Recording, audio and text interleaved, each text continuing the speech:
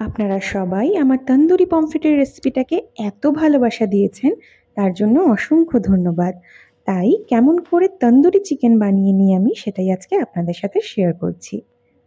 সবার আগে চিকেনের গায়ে আমি এরমভাবে ছুরি দিয়ে অল্প অল্প করে একটু চিড়ে নেব, যাতে মশলা খুব ভালোভাবে ঢোকে, তার জন্যই এটা করা। এরপরে আমি একটা পাত্রের মধ্যে নিয়ে নেব জল ঝরানো টক দই।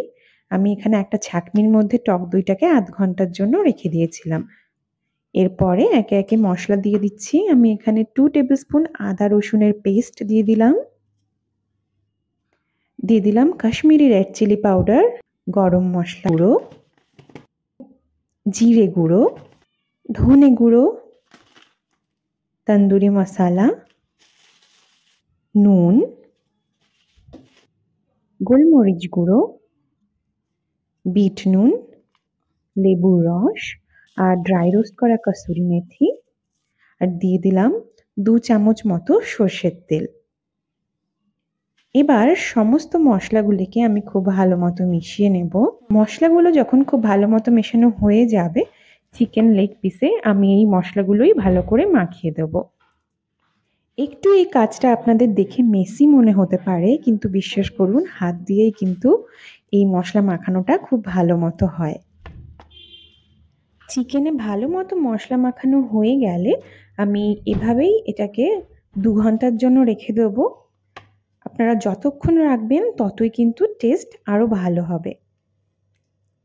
এবার ননস্টিকের একটা প্যানে আমি দিয়ে দিলাম সামান্য বাটার। এই সময় গ্যাসের ফ্লেম যেন একদম লো থাকে, নাহলে কিন্তু বাটার পুড়ে যেতে পারে। আর বাটার যাতে ফার্দার পুড়ে না যায় তার জন্য আমি দিয়ে দিলাম অল্প পরিমাণে রিফাইন্ড অয়েল। এরপরে আমি এখানে দিয়ে দিচ্ছি ম্যারিনেট করে রাখা চিকেন লেগ পিসগুলোকে।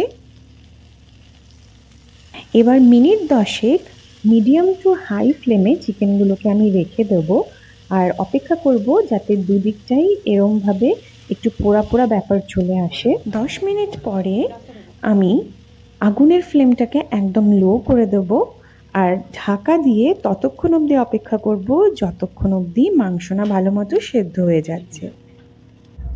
মাঝে মাঝে কিন্তু ঢাকা খুলে অবশ্যই চেক করতে হবে, নালে কিন্তু মাংস অনেক সময় পুড়েও যেতে পারে। দেখুন দুদিকটা লাল লাল যেমন হয়েও গেছে, মাংস খুব ভালো মতো সেদ্ধও হয়ে গেছে। এই সময় আমি একটা ছোট্ট বাটির মধ্যে জ্বলন্ত কয়লা দিয়ে তার উপরে দিয়ে দিলাম ঘি।